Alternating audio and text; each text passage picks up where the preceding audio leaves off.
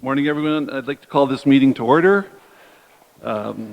This is, in fact, the Full Authority Annual General Meeting for 2018. Obviously, we gather today to appoint our chair, our vice chair, and to select make our committee selections today. So I have the responsibility of running this part of the meeting until a chair is chosen. Until the chair and vice chair have been chosen, and then we'll turn it over to them at that time. Before we get started, or the first matter of business, can I have a mover and a seconder to appoint Mr. David Barrick and Mr. Greg Furtney as scrutiners should an election be required? Moved by Member Kasperset, second by Member McPherson. All those in favor? That's carried. Call for nominations for the board chair. At this point, for the first time, I would like to call for nominations for NPCA board chair. For the first time, as per regulation number 2, we will only need a mover for this purpose. Member Quirk has nominated Member Annunziata. Any other nominations? I'd like to call for nominations for NPCA board chair for a second time.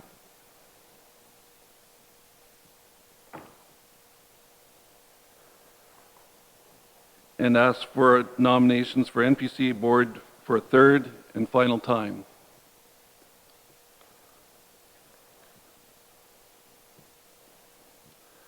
Seeing none, I'd ask that for a mover and seconder to close nominations for the NPCA board chair. Moved by Member Beatty, seconded by Member Maloney. All those in favor? That motion is carried. Congratulations. Member Annunziata will once again serve as board chair, and we, from the staff perspective, look forward to that and welcome that and look forward to continuing to work with you.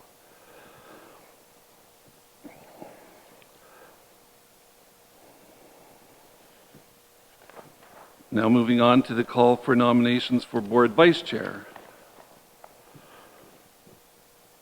At this point, for the first time, I would like to call for nominations for the NPCA board vice chair for the first time. As per regulation number 2, we will only need a mover for this purpose. Member Timms. I would nominate James Kasperset for vice chair. Member Timms has nominated Member Kasperset. Any other nominations? I'd like to call for nominations for NPCA board vice chair for a second time. Proceed and ask for nominations for NPCA board chair for a third and final time. Seeing no further nominations, can I get a mover and a seconder to close nominations for board vice chair? Moved by Member DeFrucio, seconded by Member Beatty. All those in favor? Congratulations, Member Kasperset. You've once again have been returned as vice chair. And at this point, I would turn the meeting over to Chair Annunziata. Oh, sorry, no, that's actually, we can do that. Yeah. That's what I could check on.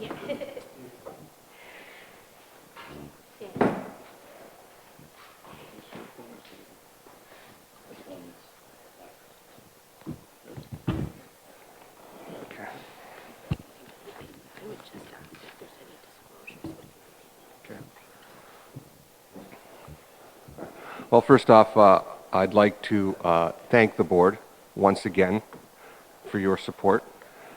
I have incredible respect, and I value this board tremendously. You have worked incredibly hard through some very adverse circumstances, so thank you for that. Are there any disclosures of pecuniary interest at this time? Seeing none, we will move on with the rest of the AGM agenda.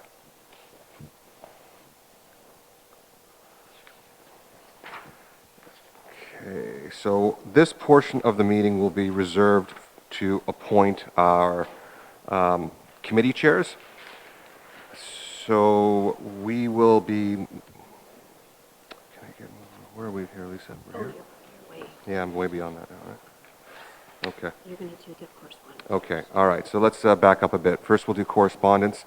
The only piece of correspondence is a letter dated November 9th, 2018, from Haldimand County respecting the appointment of Councillor Shurton to the Niagara Peninsula Conservation Authority.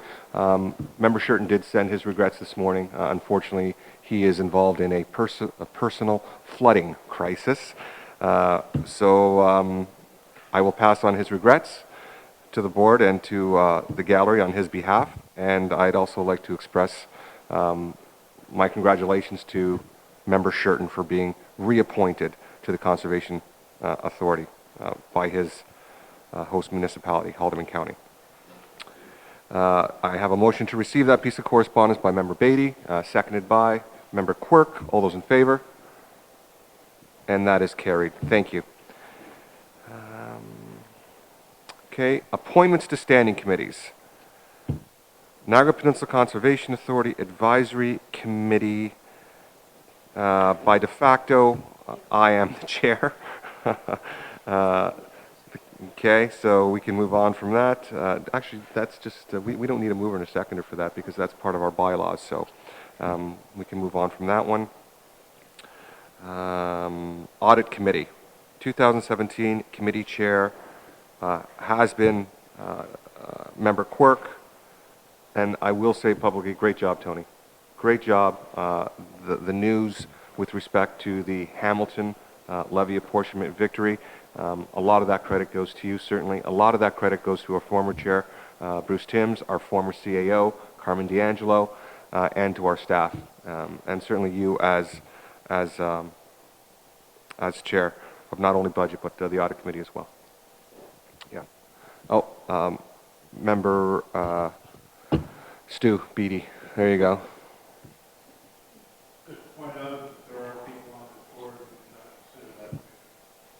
Well, I appreciate those comments. Correct. Yep. While from a Niagara perspective, speaking from a Niagara perspective, we consider a victory. But yes, we have the utmost respect for our partners in Hamilton, and credit goes to a formula that is unfair. well, again, it's perspective. But thank you for your comments, Member Beatty. The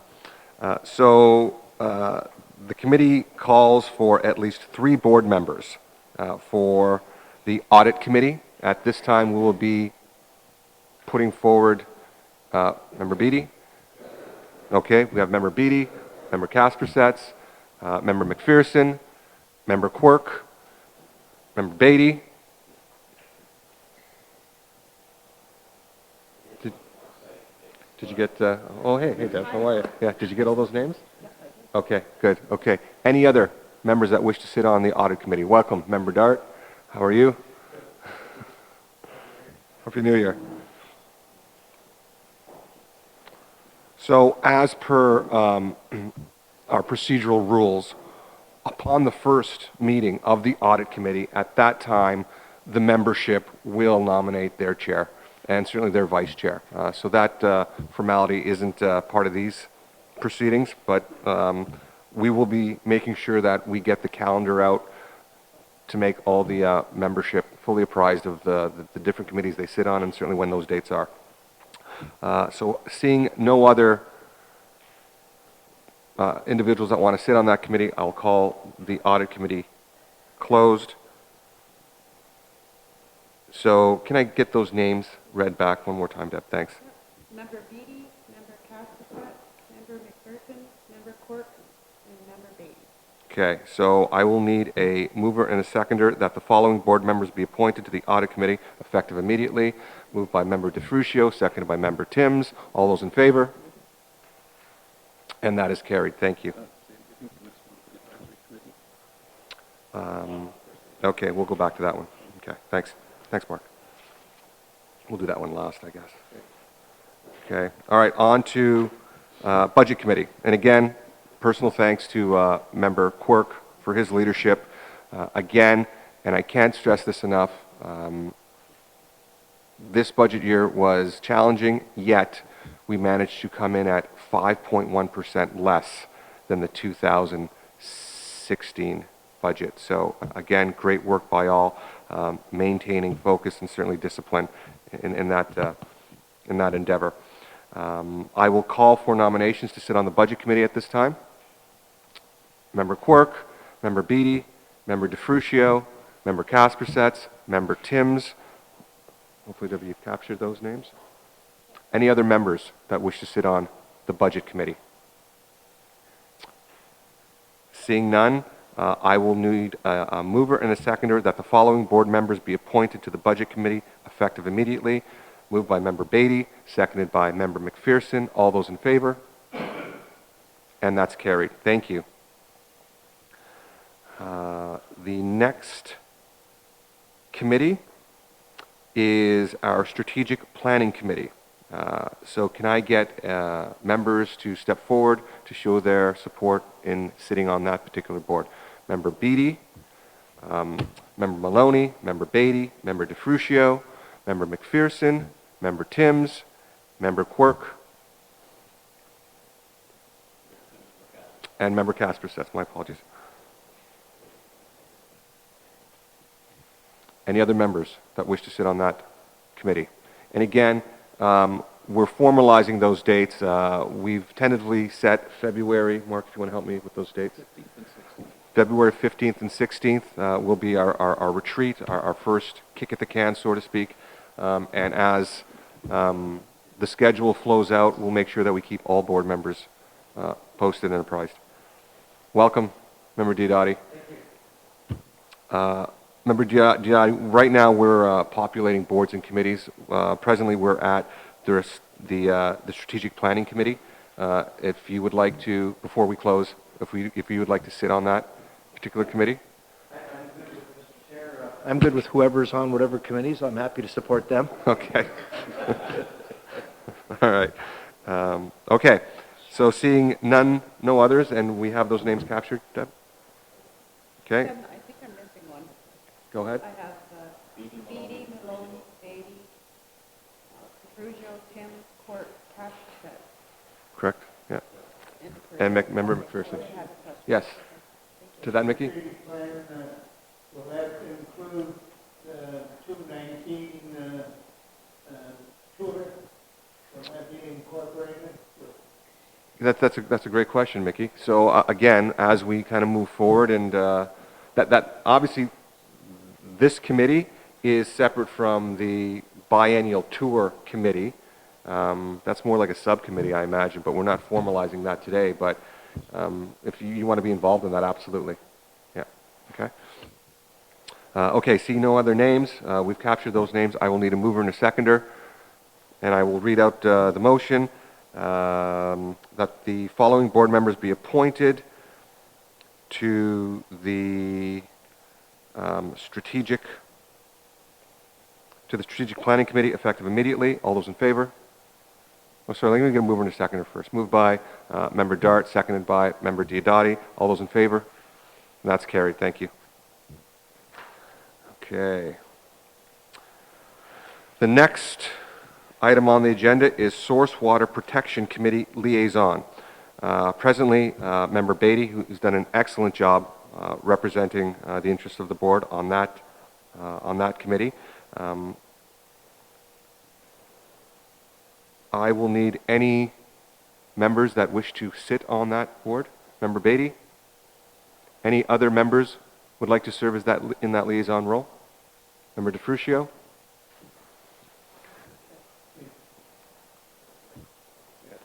Yeah. So I'm gonna take them forward. The terms of reference are one member, Member Kaspersets. So at this time we have 3 members that wish to stand for that position. I guess we'll do it in runoff. Well, we can do. Yeah. Okay. So now we have 2 people, Mickey and Brian. You both want to sit on that committee. I guess we'll do show of hands. We won't really formalize the process. Yeah. We could do that, but again, that's going to take a little bit more formalization, probably beyond the scope of this meeting, Stu. So, but I appreciate that comment. Yes. Yeah. Stu, did you hear that? So the terms of reference are mandated by the province. So it asks for. So right now we have 2 members. Maybe we'll call the secret ballot. Yeah. Brian, Mark, if you want to maybe pass out the ballots.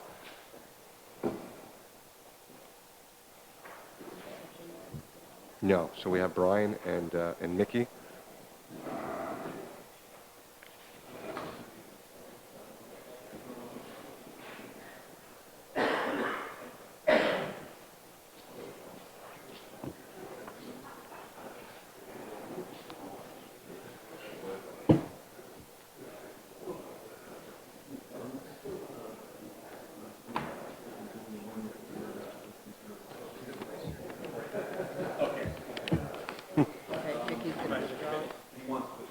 All right.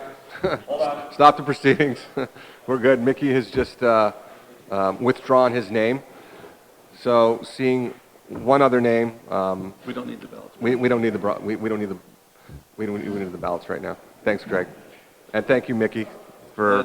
Just to explain, when Mickey understood that there was just one member appointed, he withdrew. Okay. Okay. So seeing one name, I will close those nominations, and I will need a resolution that the 2018 NPCA Board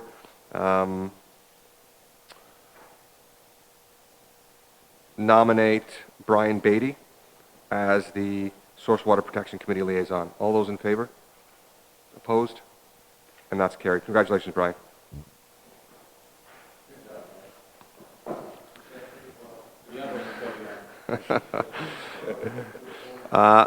The next committee is our Watershed Floodplain Committee. Presently, the committee chair is Member Jeffs. Unfortunately, she's not here this morning. I'll give you the terms of reference. 5 members plus a board chair.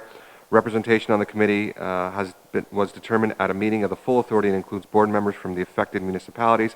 Committee membership will be comprised of Waynfleet, Township of West Lincoln, City of Welland, Town of Pelham, and City of Niagara Falls. So I'm going to assume then that part of the terms of reference is to have an NPCA representative, or this entire committee membership from those municipalities are made up of NPCA representatives.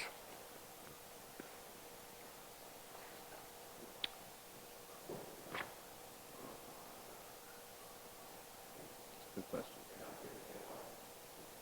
I would say so. Yeah. I don't know. I don't know if there's citizen representation. Member Beatty? Yeah. This is the Glen River floodplain committee. Well, yeah, I have it Watershed Floodplain Committee. So whether it's specific to the Welland River, I'm not certain on that. Well, then there's I don't know. Yeah. Yeah. I think, there's more questions surrounding the terms of reference on this particular committee than there are answers. So maybe I'll defer to staff, and maybe we'll get some answers. So as far as how this committee is populated, there's citizen reps presently. Yeah. Okay. Well, you know what? The committee chair, Member Jeffs, isn't here to answer questions, so I'm going to perhaps, Member Quirk? What's the status of the updated floodplain mapping? I defer to Greg first. Right. He's got an ear infection. Sorry, Greg. My question through you, Mr. Chair, is what's the status of the Welland River floodplain update? Through you, Mr. Chair.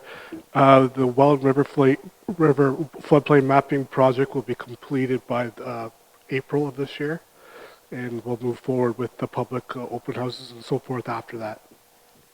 So, Chair, if I may, could we make the motion that we retain the current membership until the floodplain mapping is completed? I got a motion on the floor, seconded by Member Beatty. Member Quirk, you want to just echo that motion for the benefit of the board? Sorry, thank you. Because the floodplain mapping is to be completed in April and then going out to public discussions, I think it would probably be prudent that we keep the committee intact until that process is completed with the current appointees. And then when we do the next phase of watershed floodplain mapping and whatever that may entail, I know Member Timms is concerned about some floodplain mapping in St. Catharines. We also have some issues in other areas of the watershed. We can revisit it at that time. Okay. That motion duly moved and seconded. It's on the floor for question or comments. We'll go to Member Beattie, then Member Timms. Yeah, I think that's prudent as well.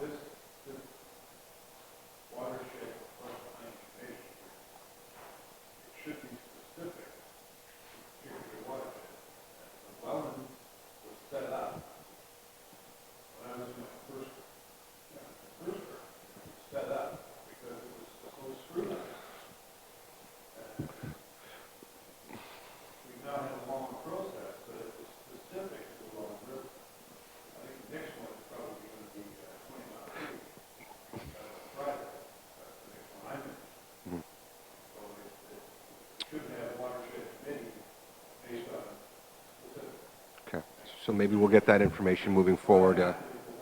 Yeah, okay. All right, thanks, Stu.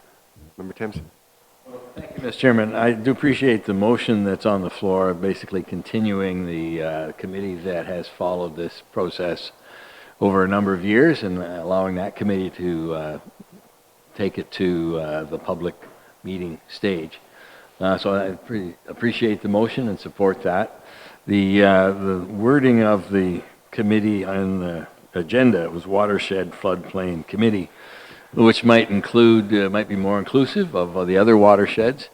I was going to ask the CAO in any case for an update on the general plans we have for watershed mapping throughout the Conservation Authority jurisdiction. I think we did have some funding to initiate a couple of other watersheds, and we didn't have enough to get into the 12 Mile Creek watershed. But that mapping that 12 Mile Creek is, I think, particularly important and almost urgent, given that St. Catharines is planning 3 new condominium buildings at the mouth of the 12 Mile Creek. And also at the location where the high water mark has certainly been raised since what's currently mapped. So there are a number of issues around the 12 Mile Creek and the mouth of 12 Mile Creek that need to be addressed as soon as possible, because St. Catharines is looking at 3 condominium projects, almost 400, well, it could be 600 units. And I'd hate to see that get too far down the road without knowing where the best practices would now establish the floodplain mapping that's probably 30, 40 years old. And there's the 100-year erosion line as well that is relevant. Those kind of things need to be addressed as soon as possible. And I would go as far as suggest that it should be where the money that has been reserved from the Niagara apportionment should be directed to something very urgent and very much within and only within the jurisdiction of the Conservation Authority. So it's a long way around to get those things on the table and on the record as an urgent need in the St. Catharines area of the watershed. So and I'll let you. So what I'm hearing is there's a lot of work to be done, and there's value and importance in that subcommittee. So as that agenda is populated with those issues, Member Timms, that committee has a chance to review a lot of those issues, and then through those minutes and through the work of that committee, they come up to the full board authority for ratification. So again, I do support Member Quirk's motion to keep things status quo. We're going to get some more information with respect to what exactly is the floodplain committee. Is it specific to the Welland River? Is it more watershed broad-based?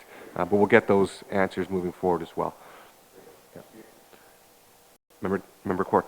Thank you for recognizing me a second time on this motion. If we go back to some of the history with respect to the Welland River floodplain mapping. I think part of the reason for including a lot of the citizen reps was there was some concern about how the process played out the last time, and that there wanted to be a greater consultation with it with respect to the Welland River floodplain mapping, which was the only floodplain mapping that we were doing from the previous board to this board overlap. But I think Member Timms is spot on with, as the watershed floodplain mapping continues and the urgency of 20 Mile Creek? Which one? 12 Mile Creek continues, and the other ones that have to be done. I think that we should make sure we examine those terms of reference to, again, ensure that we have citizen reps on those committees so people are aware what is going on with the floodplain mapping and how it affects the local population as well. So I would suggest that my motion to continue it on till April in the current form or at least until this Welland River floodplain mapping is probably a first step, but I think that to the full authority when we meet, we can bring forward a report to say how we would populate the next phase of it, and hopefully staff has taken it under advisement that 12 Mile Creek is a priority and how we can do that. Good comments. Mark? Yeah, just to provide some context, the lessons learned through the Welland River floodplain mapping process were important lessons in terms of how we need to engage the community, involve the community, and make people aware of the process that's undertaken, because there are huge implications every time we do floodplain mapping. So how it's done is really important. With respect to St. Catharines, I've already directed staff to prepare a WECI funding application to make sure that we have matching funds coming in to support the floodplain mapping in St. Catharines. So we look forward to moving on that one in high priority. And beyond that, the 8 initiatives, there's 2 or 3 of those initiatives that will actually, again, create actions, once we develop the strategic plan and develop the full operational plans. Those water quality initiatives and restoration initiatives will again cause action to be taken with respect to the various watersheds, including floodplain mapping. Okay. Yeah. Thanks for that, Mark. Stu?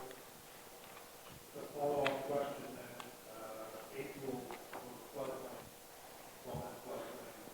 What about living landscape? Is it going to be ready as well? Because it's supposed to be ready before we discuss the red line.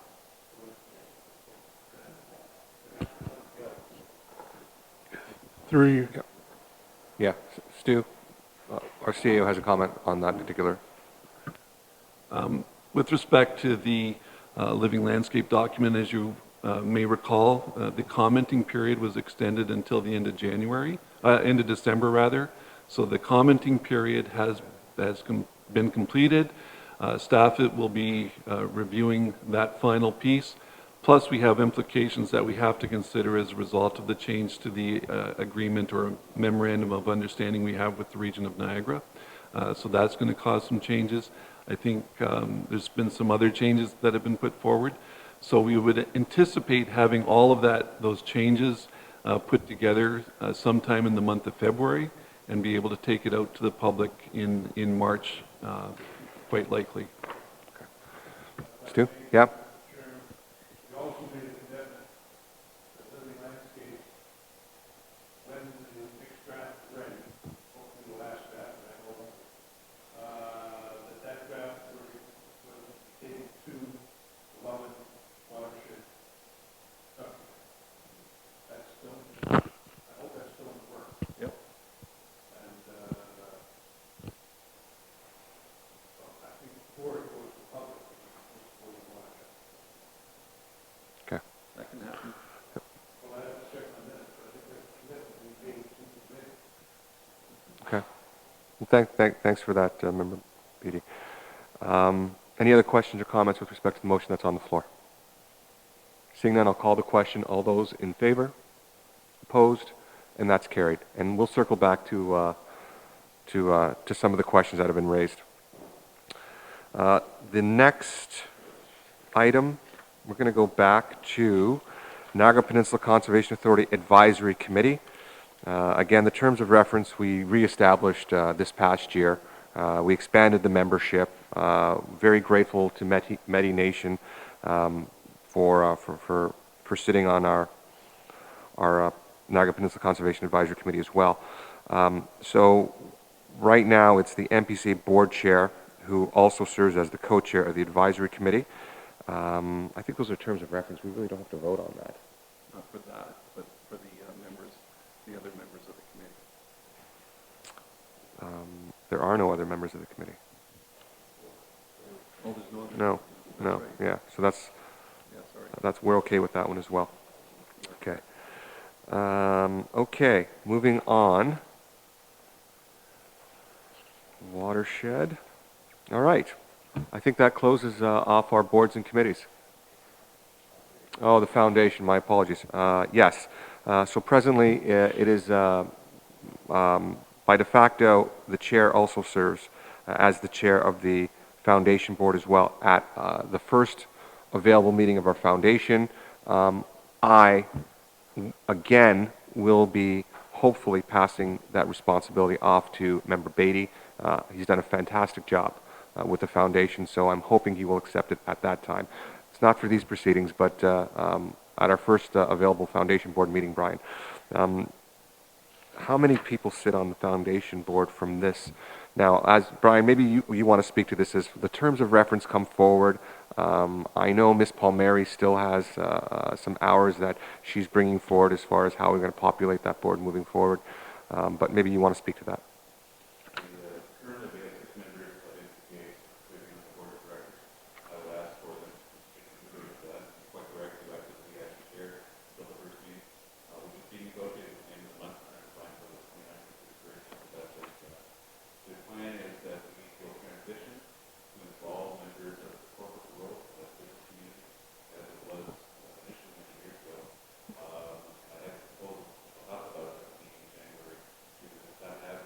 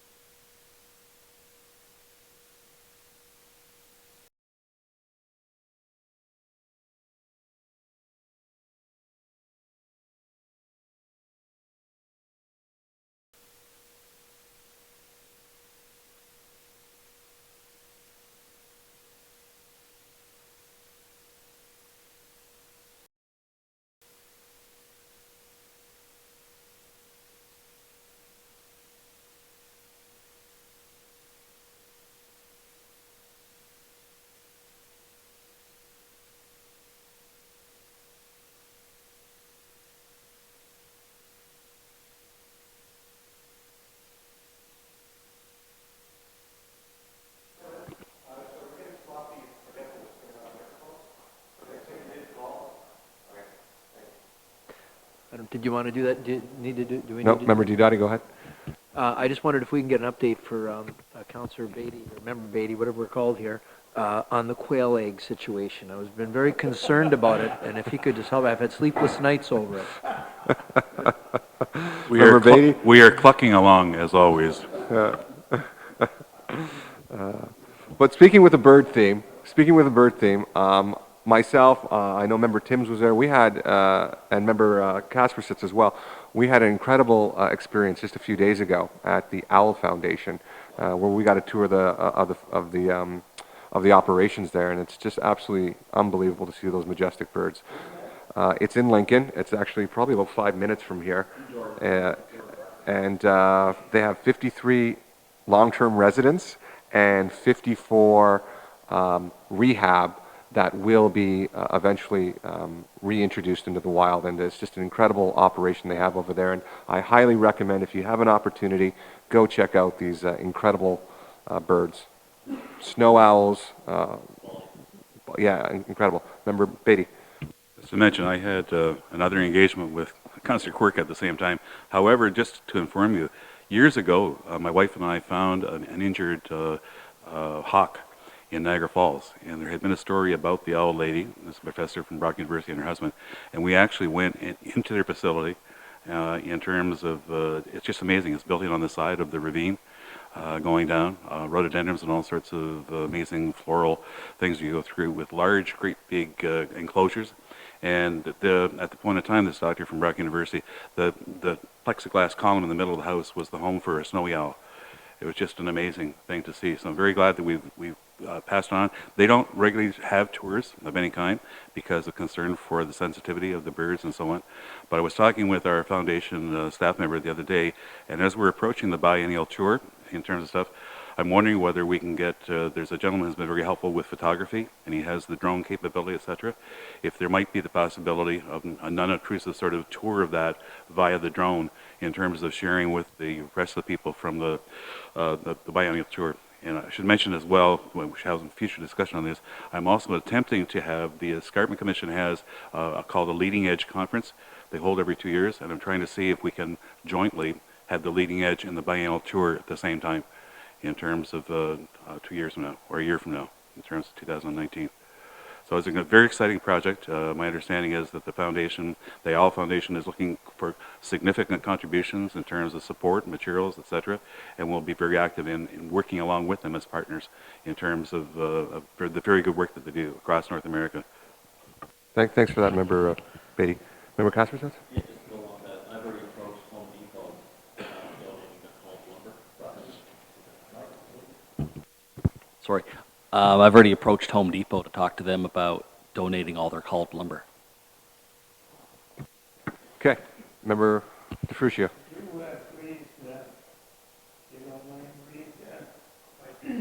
Board members that are going to be sitting on the foundation. Deb, if you just want to read those out right now, please. Okay, members DeFrucio, Beatty, Timms, Quirk, and Annunziata Chair. Beatty. Did I say Beatty? Beatty, sorry. Beatty, And Casper And Sets? Member Kasperson, Okay, correct. all right. Yeah, basically, it's the current membership. Yeah, okay, thanks for that. Mick, is that good? Okay, great. Now, there is one other item I will raise with respect to the proceedings over the last 30 minutes. The Strategic Planning Committee, in our terms of reference, calls for 5. So we're not going to deal with it at this particular time, but at the next available opportunity, I will be asking the board to expand the terms of reference to include all the members that have shown interest in sitting on the Strategic Planning Committee. So we won't do that right now, but I will raise that issue at the next available opportunity. All right, moving on. Business for information. At this particular time, we will be asking either Mr. Barrick or our CEO to come forward and just talk a little bit about the recent Mining and Lands Commission decision, City of Hamilton apportionment appeal of the 2015 NPCA levy, and that's included in report number 01-18. So either Mr. Barrick or our CEO.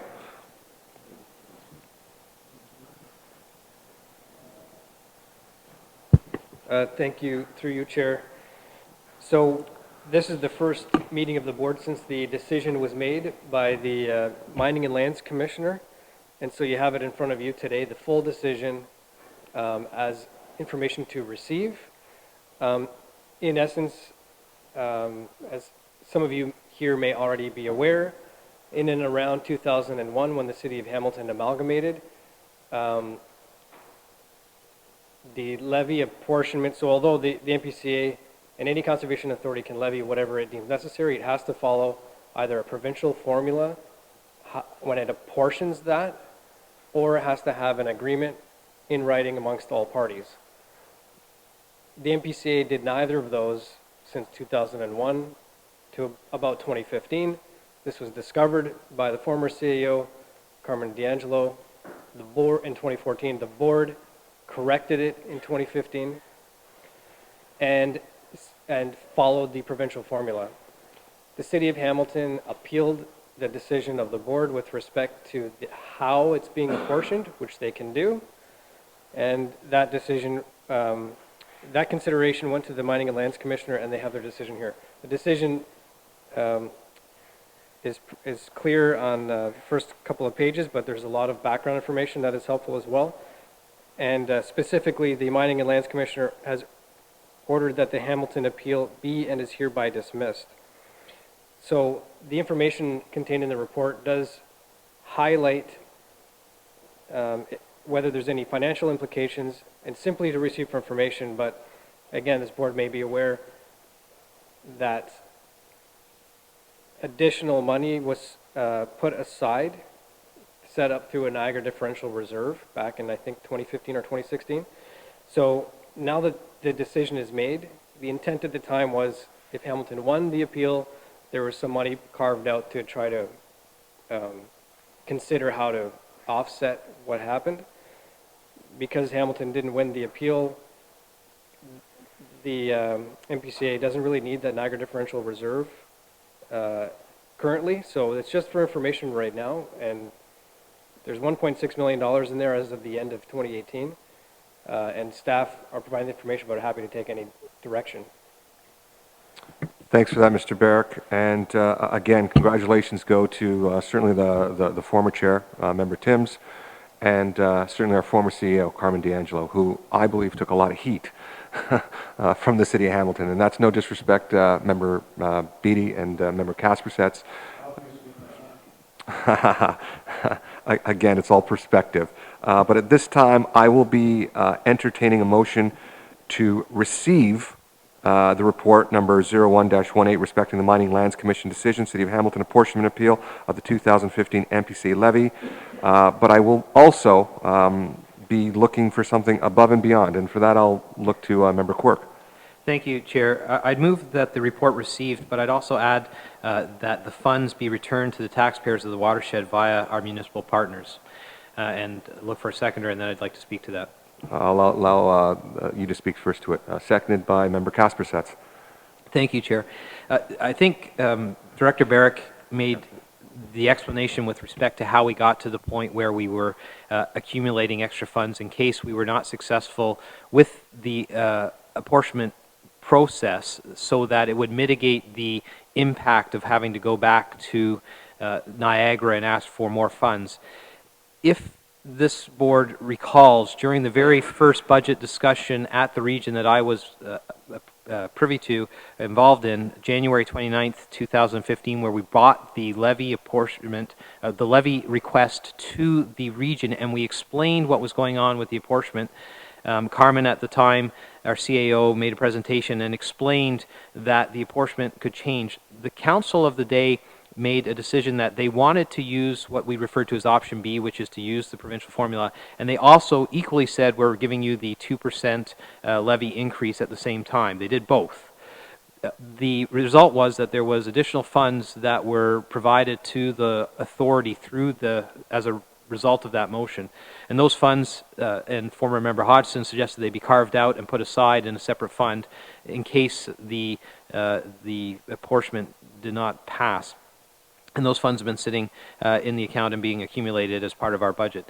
I think at this point, if you look at the financial health of this organization and where we stand with how we've managed our finances, how we've come in within guidance provided by our municipal partners. In fact, this year, the region of Niagara received a 6.2% levy reduction, which also included this additional funds that's included in the general levy. I think it's prudent at this point to sort of end the conversation with our partners and return the funds to the taxpayers of the watershed. These aren't funds that belong to Niagara. They're not funds that belong to Hamilton, and they don't belong to Haldeman. They actually belong to the taxpayers of the region and the watershed who have paid through the levy that we have raised, and I think it should be returned to them. The only mechanism that I see as a prudent way to return it is to provide it back to the partner municipalities who levied on our behalf and let them pass on those savings to the members of the watershed how they see fit, as they're the ones that are dealing with budget pressure issues. At the end of the day, we will this will take care of all the funding up to the end of 2018 because this funding differential was included in our 2018 budget deliberations. And then when we talk about the 2019 budget, we can talk about how we go on a go-forward basis, knowing that we don't necessarily need those funds specifically for this levy. We can look at other alternatives or how we reduce the budget further or look for alternative capital levy financing. But that's a discussion on the 2019 budget. Well, thank you for those comments. Going around the table, Member Timms, Member Beatty. Well, thank you, Mr. Chairman.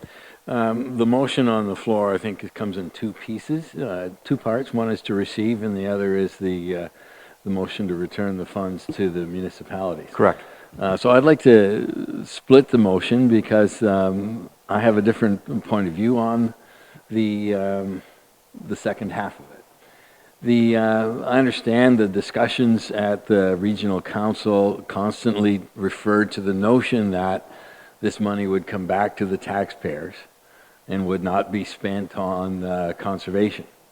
However, I would ask that we have a report with all the motions that were actually passed by the majority of regional council. And because I don't recall that we passed a motion that confirmed that notion. As I recall it, we passed motions that said the guidance to the Conservation Authority was whatever percentage, 1.5%, 2%.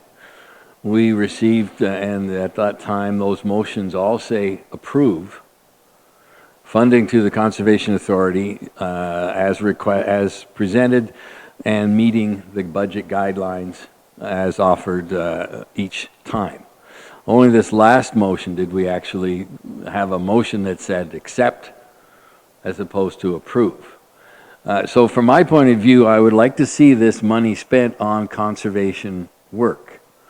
And we have not been able to do as much as we'd like to do. We sit on budget committee every year at the Conservation Authority and say we can't spend that money until we know how the decision is made because we might have to give a substantial amount back to Hamilton.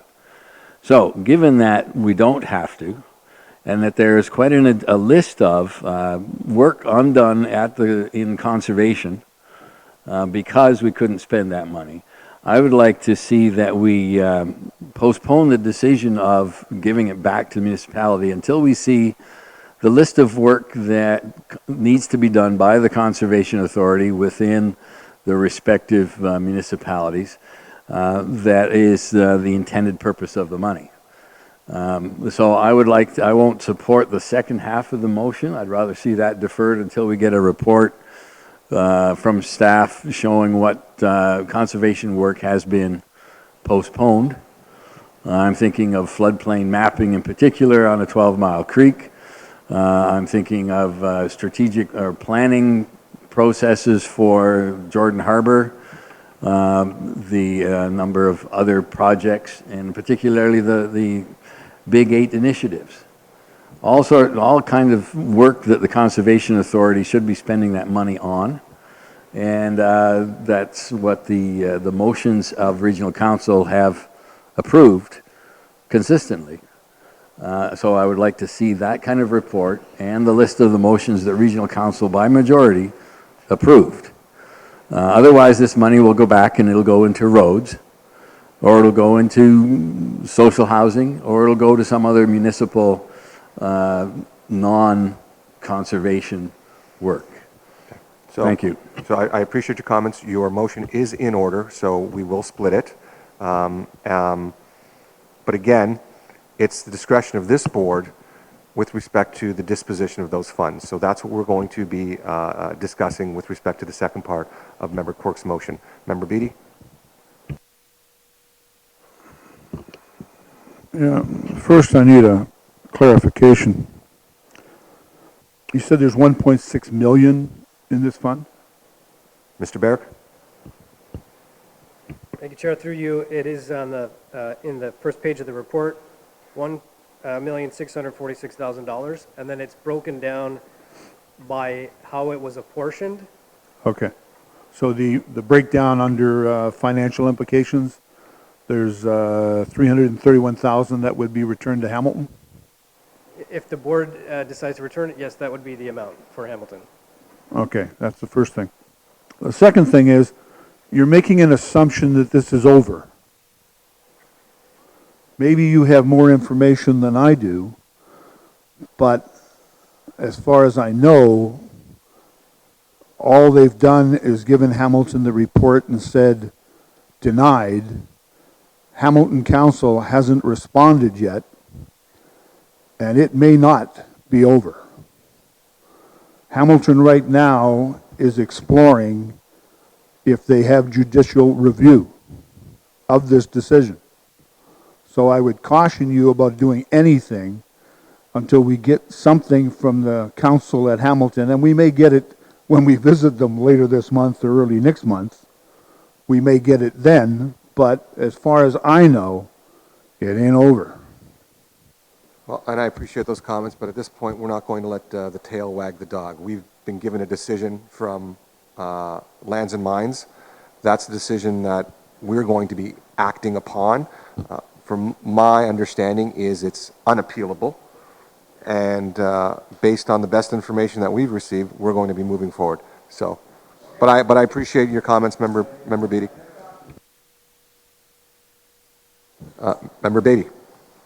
Thank you. I agree with the splitting of the motion. I have concerns about the divergent paths that we're talking about here. It should be fairly obvious that we have had a unfortunate couple of years where the issue of public trust is in doubt in terms of our credibility as an organization. And I think to do anything other than to return to the taxpayers, which belongs to the taxpayers, would be a mistake. I think if we have needs, I think we have needs, we do have needs. We need to specify what those needs are, but they have to be standalone.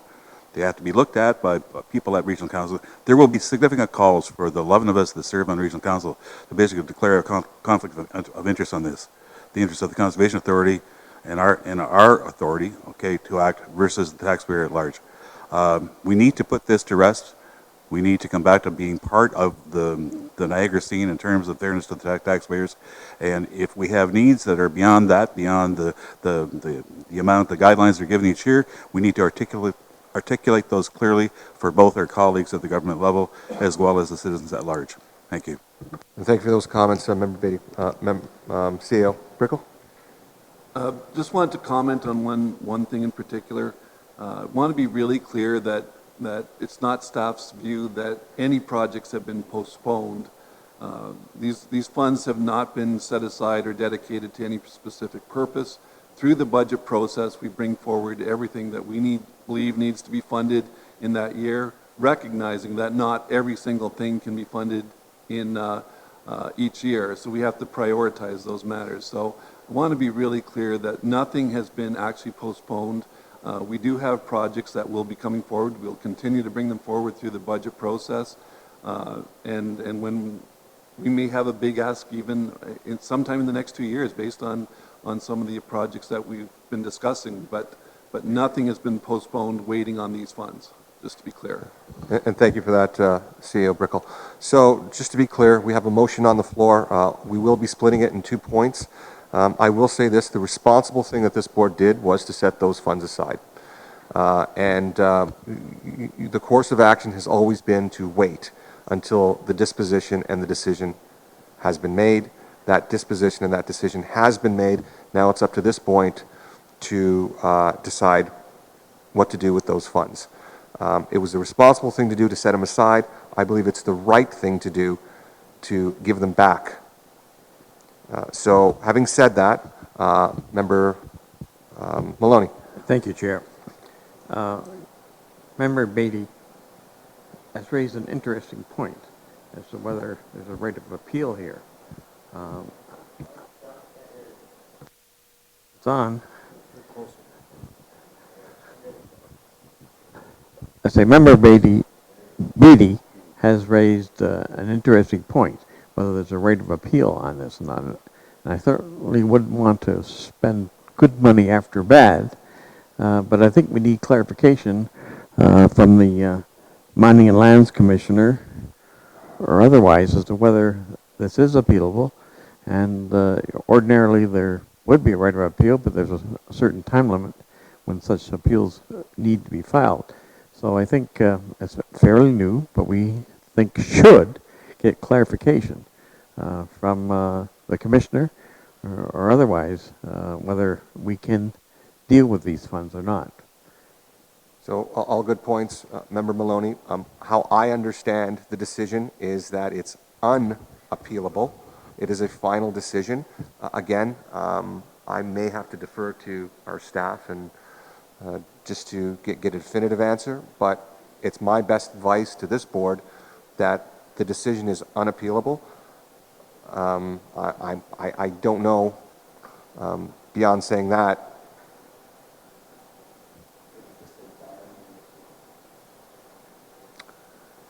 Well, again, I don't know if Mr. Barrett has any comments with respect to whether it is appealable or not.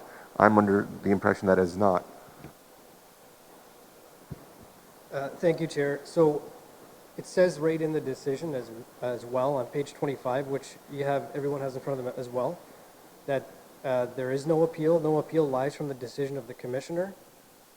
However, what I'm not clear on, and I'll have to get legal interpretation, is whether they can request a judicial review of the decision. And so that may be a possibility. I will need to confirm that aspect of it. I appreciate that. Again, it's all for information that we're taking in right now. I don't think there's any harm in deciding the disposition of those funds in principle. So maybe that would be a friendly amendment to Member Quirk, if you want to add something to address the possibility. I wouldn't see a problem with deferring a decision until we know whether all the judicial things have been resolved. I think proving it in principle is one thing, and pending the outcome of any judicial review. I think we just want to make sure that we're clear on our direction. So, Member Maloney still has the floor. Well, on page 24, there's a reference to an appeal and time for appeal. So in light of those specific references, would suggest to me that the position that it isn't appealable flies in the face of these provisions, and that we should err on the side of caution and wait till the time periods have expired. Member Quirk? Just for clarification to Member Maloney, that section on page 24 is talking about the actual apportionment appeal process as opposed to the appeal of the decision. That is the appeal that Hamilton instigated. That section of the decision is quoting the Act, the Conservation Act with respect to apportionment, and talks about how it says the current law, Conservation Act 1990, blah, blah, blah, and talks about the section. That's quoted right from the apportionment, but it's talking about the appeal of the apportionment to the land commissioner as opposed to the section where the commissioner says that it's not appealable. So, Member Beatty.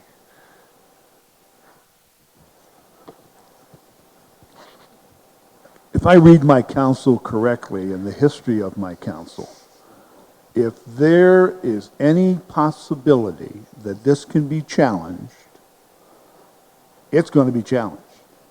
Judicial review, appeal, if the lawyers can find a wedge to appeal or get it reviewed, they will proceed. My counsel is pissed, and I think rightly so. But if there's, and I think you'll see that when we go and deliver the budget later this year. So I would, again, caution you that, and Mr. Barrett said it could be judicial review. It may not be subject to appeal, but if they decide to take it to the courts, I'm pretty confident they'll do it. Thank you. And again, I appreciate those comments. The City of Hamilton is going to take the best course of action. I appreciate that. Independent of those actions, this board has to choose a path forward as well, and that's why we're discussing it right now. Member Timms?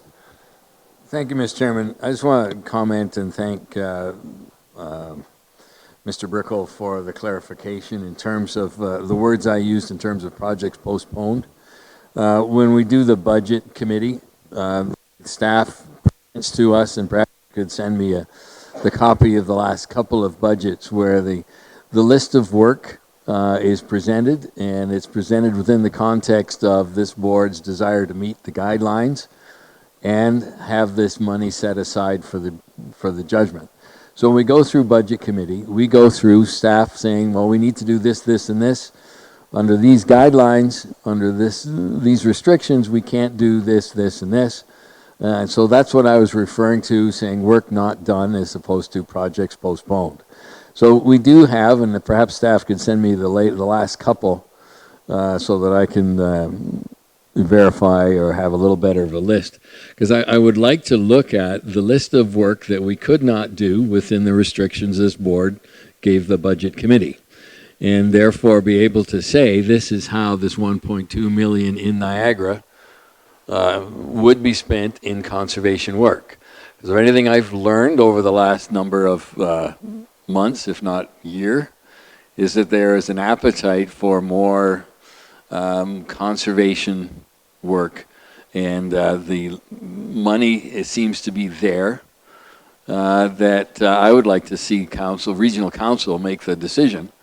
Are we going to spend it on conservation priorities, or are we going to put it back into the pot and spend it on roads? You know, 1.2 million will give you about 1.5 kilometers of one road, where I'd like to present what 1.2 million would do for conservation work in Niagara. So I'm asking if staff can provide me with that kind of information so that I could develop a bit of a better argument for this board and for regional council. Thank you. All very prudent, and we'll take that as staff direction. Thanks, Member Timms. Seeing no other discussion, I'm going to put the motion on the floor as split. So the first part of the motion that this board will be voting on, that report number 01-18, respecting the Mining and Lands Commission decision, City of Hamilton apportionment appeal of the 2015 NPCA levy be received. All those in favor? Opposed? Let's do a recorded vote for all of them, Deb. Okay. So again, that motion is on the floor. All those in favor? And recorded vote. Member DeFrucio? In favor? Member Beatty? Yes. Member Maloney? Yes. Member Didotti? In favor? Member Beatty? No. Member McPherson? Yes. Member Timms? Yes. Member Dart? Yes. Member Quirk? Yes. Member Kaspersets? No. And that motion is carried. The second portion of the split motion, and Member Quirk, for the benefit of the board, if you wouldn't mind reading that as amended to address the concern of Member Maloney. The second part of the would now read, and that the funds be returned to the taxpayers of the watershed via our municipal partners pending any final legal decision or process. Okay, and that's been duly moved and seconded by Member Kaspersets as well. We will call a recorded vote on that as well. Sorry, questions to that, Member Dart? I'd like to defer it to a future until we can have a bit more discussion on it. Okay, there is no discussion on a deferral. The deferral motion has been made. Member Quirk, quickly to with respect to time. Member Dart, deferring something to the future is not as specific as so one if you might want to go be for a deferral specific motion. as far as a time frame, Member Dart? 1 month. 1 month. So there is a deferral motion for the second part of that motion for 1 month. I'll call the question. All those in favor of deferring? Opposed? And that's passed. The motion is deferred.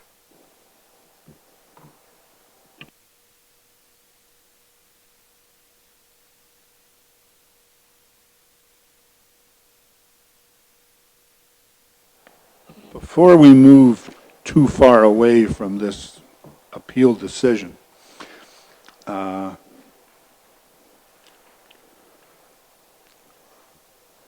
Hamilton has also come to the realization that because it's based on the total assessment of the city, every time we get an assessment reevaluation, this levy just goes up automatically. No control over it. It's driven by their assessment. There's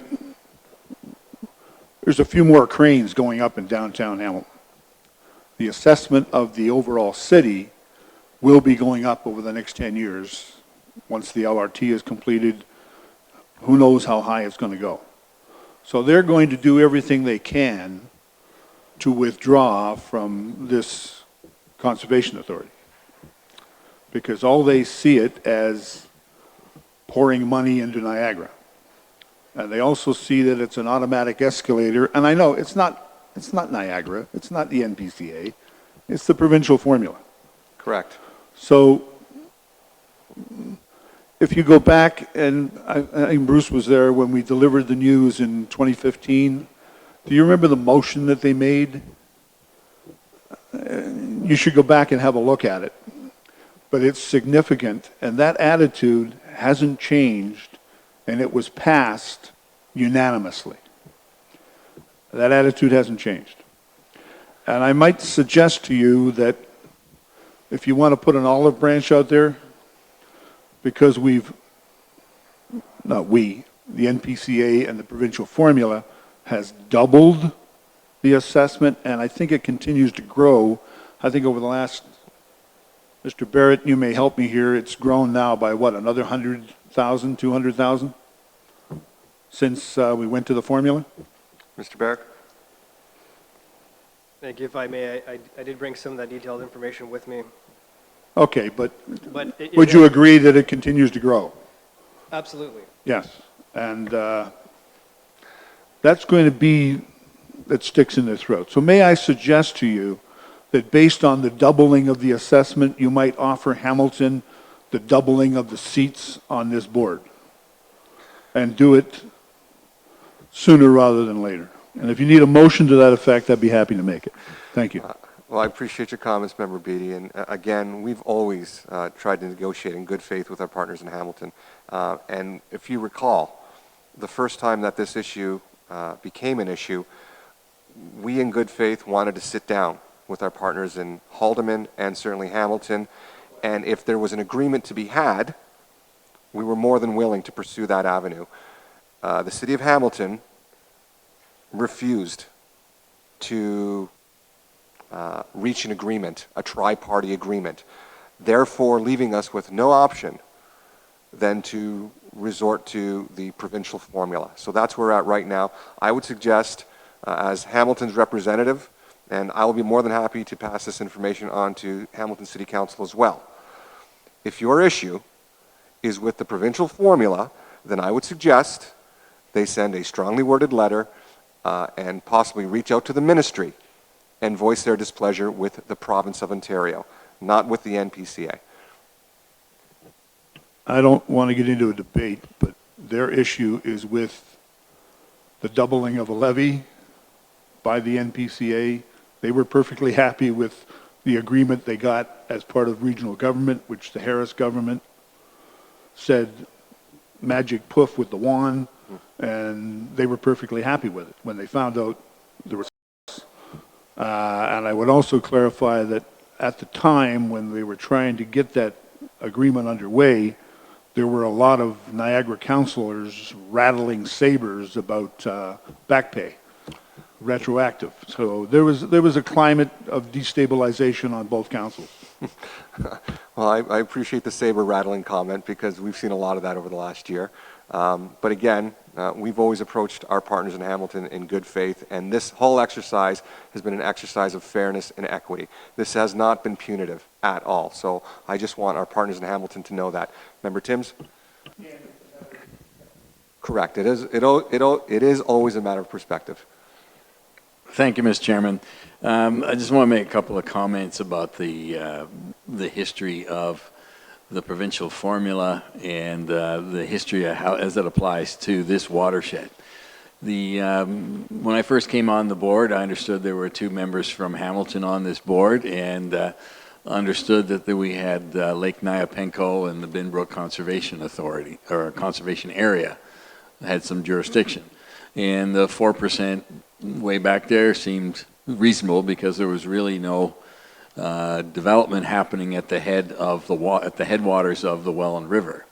But since that time, we came to understand that the headwaters begin halfway through the middle of the Hamilton Airport, And the Hamilton member at the time, I think it was Carmen D'Angelo at the time, pointed out that the half that was in our headwaters of the Welland River was the half where the airport practiced fire suppression on their, for airport fire planes. That half, and the product, well, I think it was PFAS, was the chemical. And as a result, that the fire suppression chemical was draining through the watershed into our Lake Nyapenco and into the headwaters of the Welland River. And that whole area is 20% of the Hamilton landmass. And since that time, the Hamilton has had significant development in the Binbrook municipality, Binbrook village, and is planning on very significant development around the airport properties. So the apportionment will become much more reasonable, or appear much more reasonable, as Hamilton continues the very rapid development around Binbrook and the airport. So I understand that the application of the formula seems strange to the city of Hamilton, but it is the formula that is used very consistently across the province.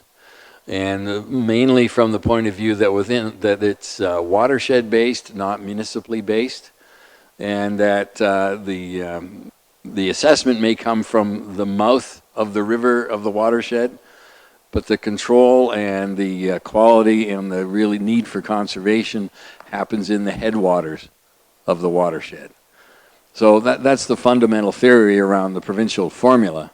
And I don't expect the formula will be changed. I know it was not changed through the latest revision of the Conservation Authorities Act. So I appreciate how Hamilton felt a bit shocked about the whole application, but it was necessary. And I think down the road, it'll become more and more clear that it is a fair and reasonable formula. So I do understand, and I was there, and we caught the atmosphere and the feeling of the Hamilton Council. But it is, I think, now resolved for years to come, given the most recent redo and review of the Conservation Act. So I understand Hamilton's concern, but I think we need to look at how to spend this money and look after the watershed and be less concerned about the Hamilton or Niagara Regional Council's concerns on Conservation Authority business. So this issue has been disposed of, but I'm giving a lot of latitude if people want to, provide comments and things of that nature. So, with respect to our agenda, we did dispose of the issue, but I don't mind hearing comments. Member Beatty, you bring forward some very valid points. Member Timms, thank you for the history lesson. I'm going to go to Member Quirk, and then I'm going to go to Member McPherson, and then we're going to close off the discussion. And Of the levy, that they should have an extra 2 people at this table. And Member Beatty, if you want to make that motion, I'd be pleased to second it, because that's just fair in terms of the numbers that are there. I'm not sure what the mechanism for doing that is, and whether we can do it for this term on a go forward. Niagara, Hamilton, and Haldeman. Correct. So it would be up to the region to then, and where I'm going with this is I absolutely support Member Beatty's comments around the timing of this, the optics of this, and the opportunity to bring some funds back equally across the entire NPCA geography, so that we've got a potential win here in bringing money back to Lincoln, bringing money back to Glen, money back to Niagara Falls, wherever we're bringing money back. It spreads it out evenly. And I understand Member Tim's position in supporting projects, but projects will be by location, and it doesn't necessarily spread it out evenly. So as the money's coming in, important business to the authority. So I think that's why those terms of reference have been established. Member Beatty? I would refer this to the committee for review and comment. Okay, there is no debate. Again, I would refer to the committee for comments. There is no discussion on a referral. Again, the referral motion is on the floor. All those in favor? Opposed? And that's carried as well. Point of order has been declared. Member Quirk.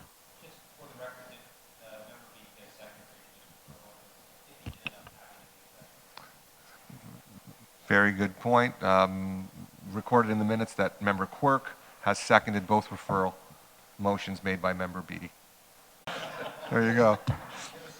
That will require 2/3 vote. Okay, we are in adjournment. Can I get a mover to be adjourned? Moved by Member Kasperset, second by Member McPherson. We are adjourned. Thank you.